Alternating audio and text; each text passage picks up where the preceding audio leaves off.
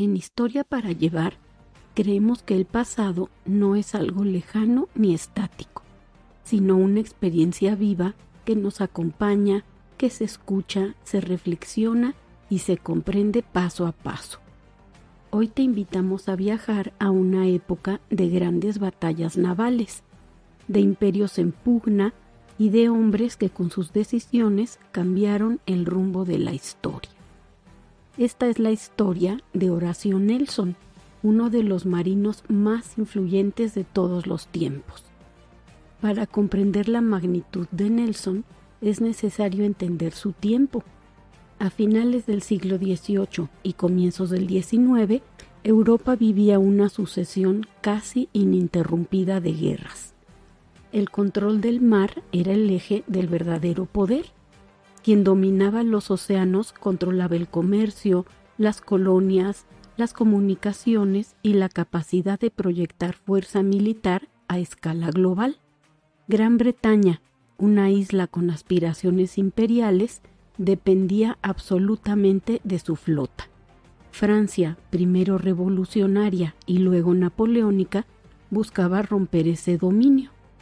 España, Holanda y otras potencias también formaban parte de este complejo tablero geopolítico. En ese escenario, la guerra naval dejó de ser un asunto técnico para convertirse en una cuestión de supervivencia nacional.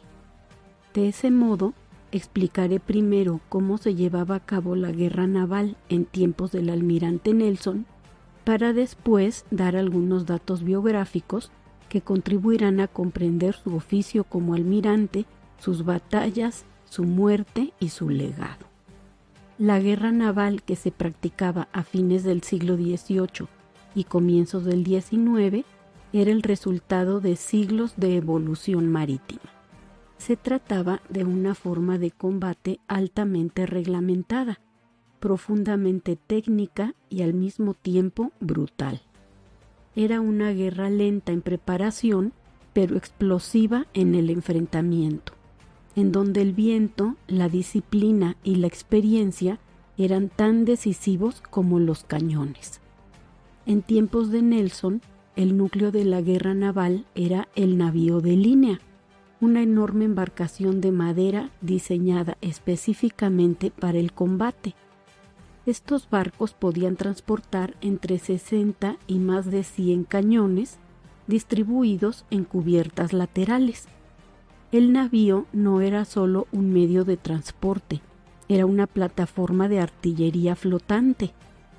Toda la lógica del combate giraba en torno a su capacidad para resistir fuego enemigo y devolverlo con mayor potencia. La táctica dominante era la línea de batalla.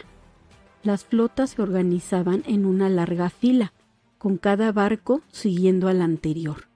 Esta formación permitía maximizar el uso de los cañones laterales, evitar el fuego cruzado entre barcos propios, mantener el control visual y jerárquico. El combate consistía en gran medida en dos líneas paralelas disparándose durante horas, hasta que una de ellas perdía cohesión. Este sistema favorecía la disciplina, pero limitaba la iniciativa individual.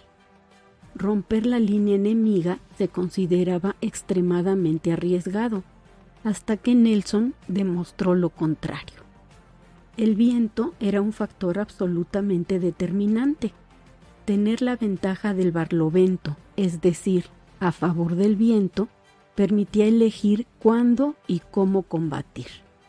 Los comandantes debían leer el viento con precisión. Un cambio repentino podía transformar una ventaja en una derrota. Por ello, la guerra naval requería no solo estrategia militar, sino un profundo conocimiento de la navegación. Los cañones eran el alma del enfrentamiento.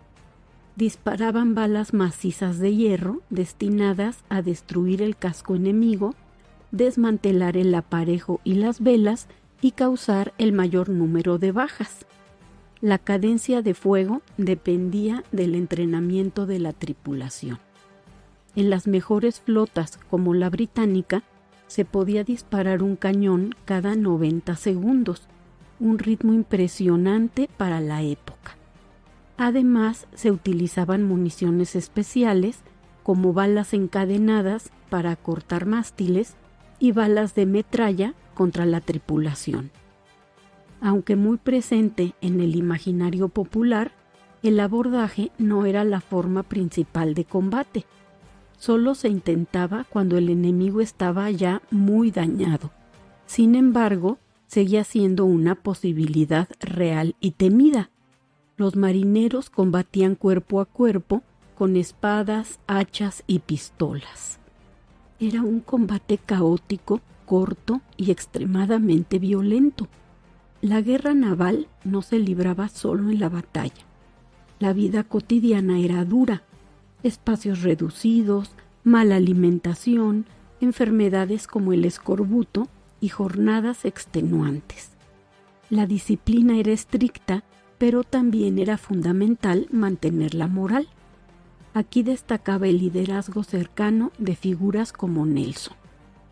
Las órdenes se transmitían mediante banderas de señales, tambores y trompetas y mensajeros en botes.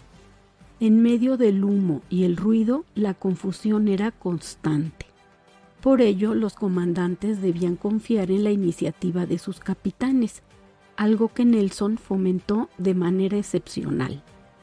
Nelson no inventó la guerra naval, pero transformó su práctica.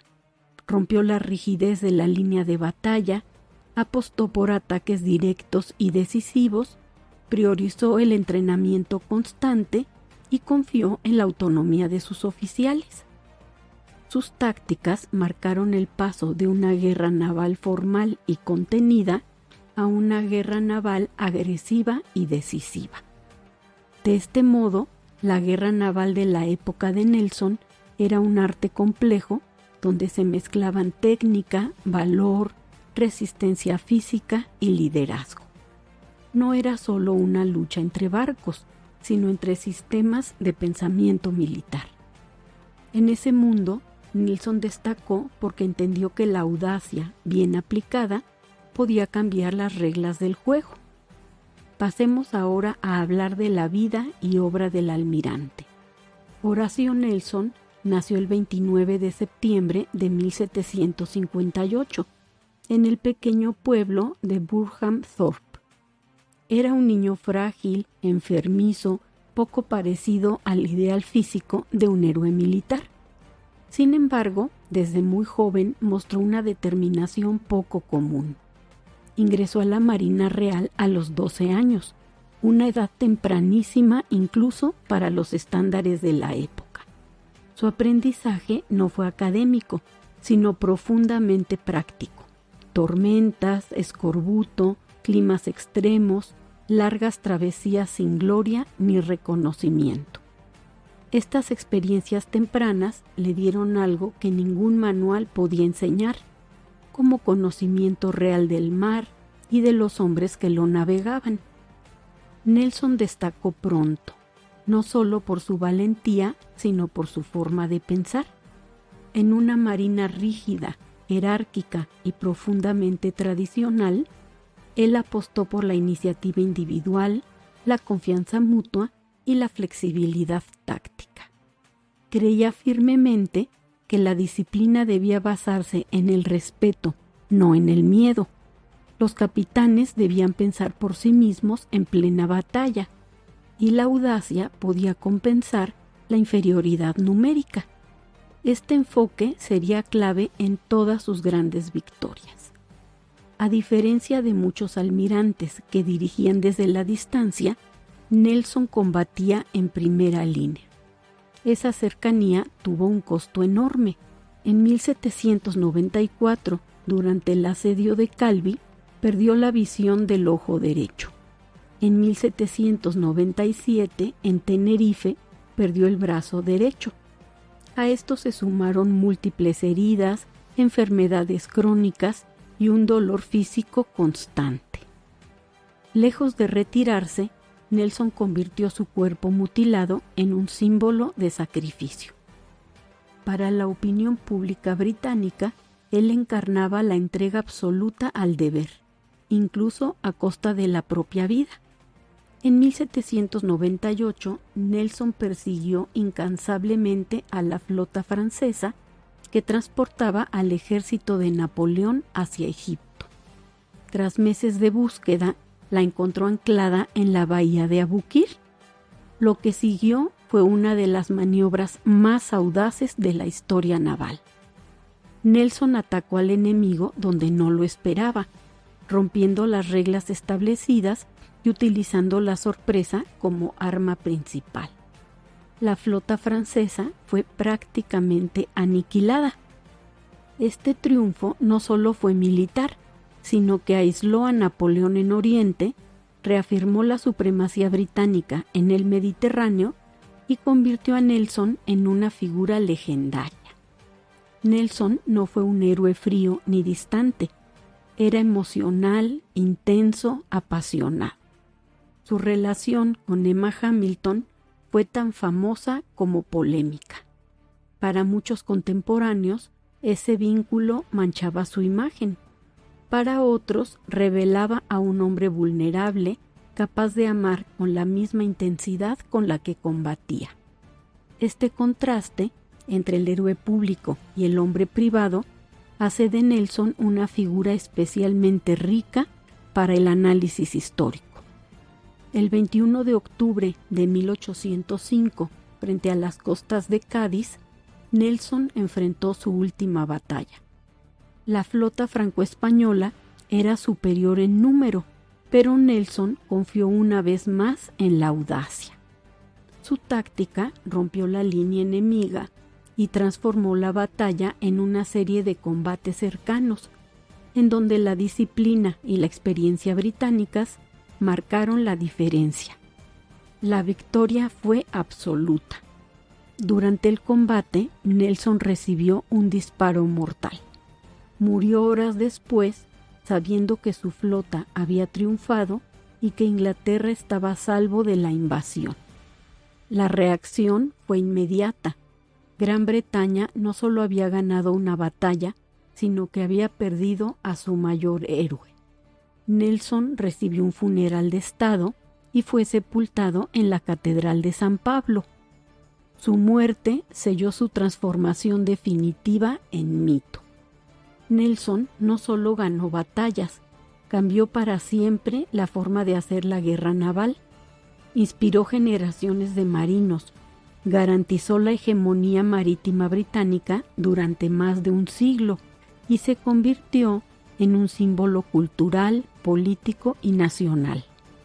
Su nombre sigue presente en monumentos, plazas, libros y en la memoria colectiva. En Historia para Llevar, creemos que figuras como Horacio Nelson nos recuerdan que la historia está hecha de decisiones humanas, de riesgos, de errores y de valentía. Nelson no fue perfecto, pero fue decisivo. Su vida nos muestra cómo el liderazgo, la audacia y la convicción pueden cambiar el curso del mundo. Gracias por llevar la historia contigo.